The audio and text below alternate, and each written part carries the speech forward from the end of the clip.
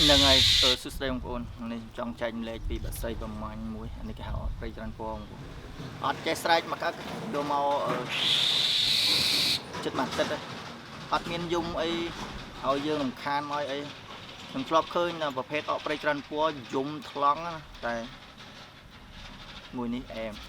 អត់ស្រែកអត់ចេះស្រែកអកព្រៃច្រើនពណ៌គេពីច្រើនគេធុញវានឹងអាសលេងវាស្រែករំខានអ្នកដតីតែនេះអត់ចេះស្រែកអីមកក្អឹកហើយបានតែវាទៅមកជារូបរោមជារូបកតុយនេះអញ្ចឹងហើយចិត្តពេញវិញជារូបអស់ហើយប្រហែលជាកន្លះខែមួយខែទៀតស្អាតអស់ហើយឡូញីបងប្អូនហើយអត់ចេះស្រែកទេអត់ចេះរំខានស្លូតគួរឲ្យស្រឡាញ់អែមប៉ះបានអែមលេងស្រោមដៃខ្លីបានអត់បើ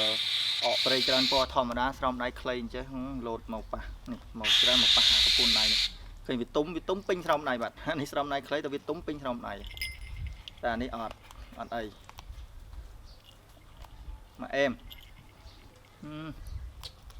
ក្របនេះអែមមកដល់នេះពេញរោមហើយដឹងអែមហើយរដូវកាលនេះដល់រដូវដេញប្រមាញ់ហើយប្រមាញ់អីទេប្រមាញ់ទីប្រមាញ់មិនទីអីខែប្រជុំហ្មងអត់ចេះស្រែកបងប្អូនអត់ចេះស្រែក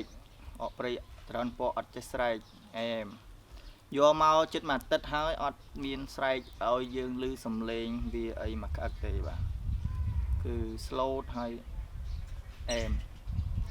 មតែអត់ចេះស្រែកអកព្រៃច្រើនពណ៌អត់ចេះស្រែកអែមហើយរោមលយហើយនេះឆ្នាំទី2គីឡូអែមដល់កគីឡូញីនេះចិត្ត2គីឡូ2គីឡូជាងបាទអរគុណចែកលេខតែប៉ុណ្ណេះគ្រាន់តែប្រាប់ថាលយអែម